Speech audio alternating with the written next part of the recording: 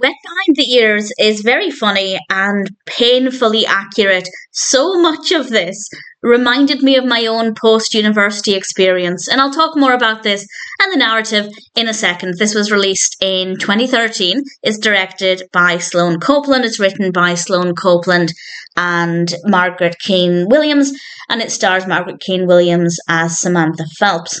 And Samantha has recently graduated college, and she's trying to make it on her own in the world, and she goes to various job interviews, and it's painful to watch because it's true. Her experience is not like that of those around her. Some of her friends are going into jobs, people around her own age are in jobs and having really good careers, and she's just not finding anything that's suitable for her. There's nothing that seems to work, and then if she does get an opportunity, it doesn't necessarily mean it's going to be the right opportunity. And this was my experience. It took me, and I say this as much as I hate it, I say this so other people are aware that this is real and this can happen. I graduated, not to blow my own trumpet, but I will slightly. I graduated with a first-class degree, top of my class for English. I got the highest grade out of everybody in my year across all of the English courses at my university. You'd think, okay, I can get a decent job. It took me 3 months, I think, to get a job. 2.5 months, maybe. And it was terrifying. I was panicking. I went to job interviews that are quite similar to those that Samantha went to. I don't want to go into too much detail, but there's the marketing jobs that aren't actually marketing jobs. There are the pyramid scheme jobs and other ones that she interviewed for as well that weren't exactly as advertised. And it was just so painfully accurate to my own experience. And if you've been through this, I think you'll find it funny but agonizing. And I can watch it now because it's been 11 years since I graduated. So enough time has passed that I'm out of that danger zone. I'm out of that we only employ people with experience, but you can't get experience until you get an employment position. That is a really terrifying time. And Samantha really experiences this. It sounds like a really harrowing experience, but it's actually really funny. It's a really fun film. And Samantha is a really likable protagonist. The only difference for me is that she moved back in with her parents. I didn't. But I think if you can relate to this in any way, I think you'll find it to be a really fun experience. As long as you're far away enough. Maybe if you're currently in that situation, you might find the comfort of watching somebody else going through a similar experience, but you might not find it funny if it's your current reality. But if you are far enough removed from that reality and you've managed to get your foot in the door and you're no longer in that position where you can't get a job because you need experience, but you can't get experience until you get a job, then if you're far enough removed, I think you'll find it to be really, really delightful. And Samantha is a really likable, very believable protagonist.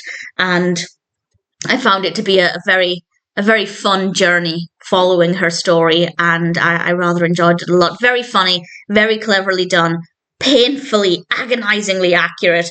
And as I said, there were just so many things that were relatable, things that were not carbon copies of my experience, but so similar. And I will be honest, I will be 100% honest, I thought I was the only one.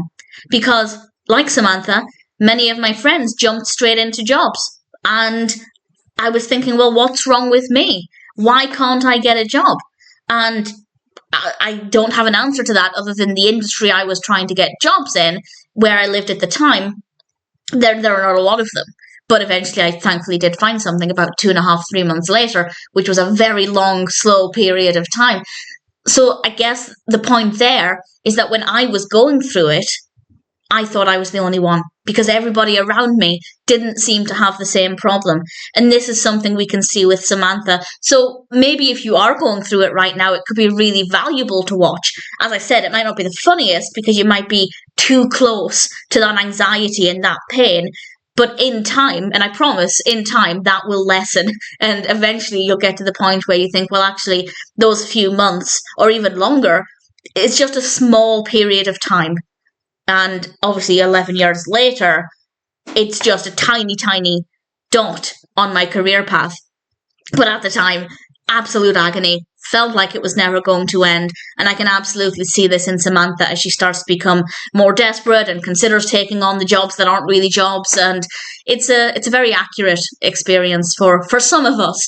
And if you've unfortunately been through that, I'd say give it a watch. I think you'll really enjoy it. I think you'll find it very relatable and very funny. If you're currently going through it, I'd say it might be worth watching to have that comfort that you're not alone. That life after university, life after college, if everybody around you is jumping into jobs and you're not, that's okay. It's scary, it's stressful, it's not funny. The film is funny, the experience isn't, but it's normal. It doesn't mean anything. And I think the film is a really great display of that. Needless to say, I really enjoyed it. I think there's a tremendous amount of value. I'm getting emotional. A tremendous amount of value in Wet Behind the Ears because it is an experience that nobody wants, but it is a very genuine, real possibility that some of us have been through, and indeed people will continue to go through, especially now. I feel like not just in the UK, but probably worldwide, the job market is not great at the moment for most fields. I imagine there are some fields that are doing really well just now, but in general, a lot of people are graduating.